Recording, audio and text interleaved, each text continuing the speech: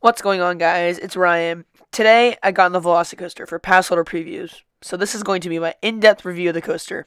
And well, it's my new number one. Yes, I have been on Lightning Rod, and I thought this ride was just much better than Lightning Rod and the 50 other coasters I've been on. I have been so excited for this ride ever since people started seeing markers on the ground in Jurassic Park, so I was pretty hyped going into the ride. Another thing that contributed to my hype was how good I thought Cheetah Hunt was. I thought the airtime was great on that coaster, and that got me even more excited for this ride. Then I took another look at the layout, and I was so excited.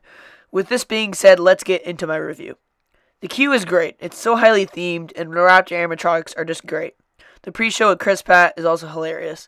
The story of the coaster is that they have just put a roller coaster in the Raptor paddock, and the whole pre-show is just Chris Pratt as Owen, saying how bad of an idea it is. After this, you board the coaster. On my one and only ride, I rode in the back row. I love the restraint, and even though the ride attendant pushed down so hard on my lap bar, I still got so much airtime.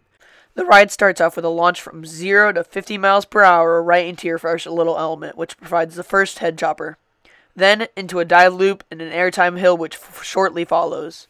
I got so much airtime in this little element, and really all the elements in this first part of the ride, which were just great. Then after this, it's into another bank turn, into a near miss, and after this, it's your first time seeing the Raptors. They are just static figures, however they look great, and they are Raptor noises as you pass by. I was worried I wouldn't be able to see them well in the back, but you're not going too fast in this section, so you see them just fine. After this, it's another near-miss element and with more Raptors and a little airtime hill. This ends the very strong first section. I had such a great time in this compact part of the ride, and the theming was great. It's the perfect way to get the ride into going into its bigger elements. So after the airtime hill, you go into a boost launch, which gets you going 70 miles per hour. It launches you straight up into the top hat. The launch was super fast, however, it wasn't too forceful. This can also be said for the first launch on the ride as well. So after this launch, you're going at your top speed. So it flings you right up into the top hat, which is one of my favorite elements of the ride. You get a great view from the top, and the airtime in the back is so amazing. It really whips you over the drop, and it's just such a great element of the ride. Then comes my most anticipated element, the 180-degree stall. I was super excited to experience this element with just a lap bar. The hang time was great, and also one of my favorite parts of the ride.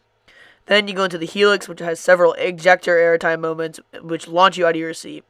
After the Helix, it goes to a bunny hill, which provides some great airtime. However, the next element is my favorite element of the ride, and possibly on any coaster I've ever been on. It's called the Mosasaurus roll. It's a brand new element that Universal kind of created. It's very much like a Heartline roll for any of those who have been on that, but it's just amazing. The roll provides crazy laterals, and it just really tries to throw you out of your seat into the water. I would highly suggest putting your hands up for this element, as it really feels like you can just reach down and touch the water. But this is just, it's such an amazing element, and it's just in the perfect spot right over that lagoon. This is just the perfect way to end the ride, and really goes out with a bang. However, after this, you kind of just glide up. You get a little airtime of the glide up here into the brake run, but after that, the ride's over. You go into the brake run, and then go to your exit. Another great thing about this ride are the two-sided lockers. So basically, at Universal, you cannot ride any of the coasters, like major coasters, with your cell phone and things like that in your pocket, because they could fall out and hurt other guests. And so you have to put all your stuff in a locker. However, in this ride, instead of putting it before you get into the queue, and then you don't get to wait with your phone and things like that, you put it in after you waited for a substantial part of the queue, and then when you exit the ride, you get them, and they're two-sided lockers, and so it's really, really cool. So overall, this is such a amazing ride, and you just have to get out to ride it at Universal. This is my number one new favorite coaster, and it's probably my new favorite ride that I've ever been on in all of Orlando. That includes dark rides and things like that. The ride is also very smooth. For any people like worried about having a headache or back issues after the ride, it's practically non-existent. It's a very smooth ride. Even though there are those inversions and wimpy transitions and things like that, it's really just glass smooth. Now I have ridden Lightning Rod, but for me this is just a better ride. The airtime on Lightning Rod is better.